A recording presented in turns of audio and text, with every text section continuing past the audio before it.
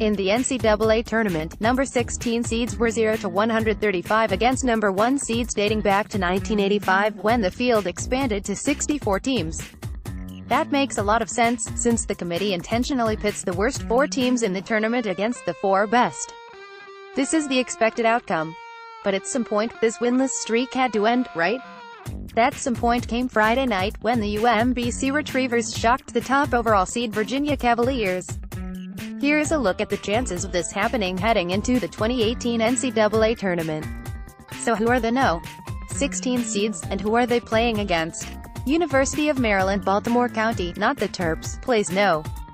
1 overall Virginia. Radford plays Villanova, Texas Southern will play Xavier, and the University of Pennsylvania will play Kansas. Are any of these teams good? Okay, but which team has the best chance to upset? The 116 versus -1 matchup everyone's paying attention to is Penn Kansas. That's because Kansas is one of the weakest top seeds in recent memory, while, according to 538 Solo ratings, the Quakers are the best 16 seed ever.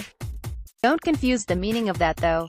The Jayhawks are still a much better team in almost every way than the Ivy League tournament champs, but Penn has a legitimate gripe for being underseeded. Ken Palm ranks the Quakers No. 128 in the country, which is higher than number 14 Wright State, 3 of the number 15 seeds, and the 3 other number 16 seeds.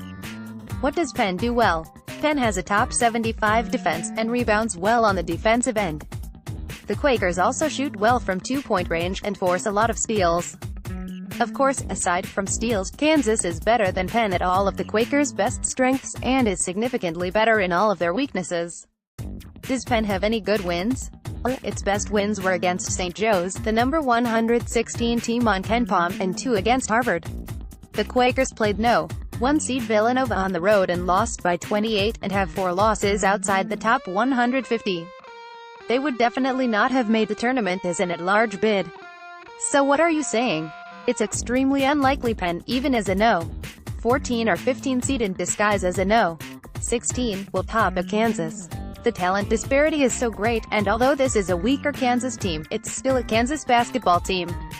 What about the rest of the No. 16 seeds? Texas Southern went 0 to 13 to start the season, UMBC has 3 losses outside the top 200, and Radford has 5 losses outside the top 200. Pretty bad, folks. They are not beating Nova, Virginia, or Xavier. 16 seed ever even come close? Yeah, actually. There have been 2 one-point losses, Georgetown over Princeton in 1989, and Oklahoma over ETSU, also in 1989. Murray State took Michigan State to overtime in 1990, and Purdue beat Western Carolina by just 2 points in 1996. Since the 2000s, a few teams have led at the half, but none have come closer than 6 points. Does anyone actually pick a 16 seed to win?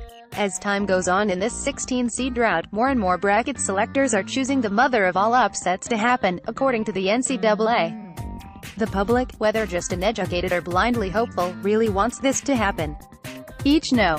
16 seed had support from at least 1.71% of last year's brackets, and at most 2.73% to pull off the upset. In total, 4.79% of brackets had at least 116 over 1 upset in 2017. So should I? Hell no. Have you not been paying attention? In 132 tries, this has never happened.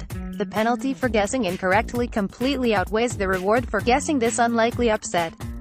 Guessing correctly earns you 1 point, and if you're wrong, you'll lose out on dozens of points depending on where that number 1 seed goes. Don't pick a 16 seed unless bragging rights really matter to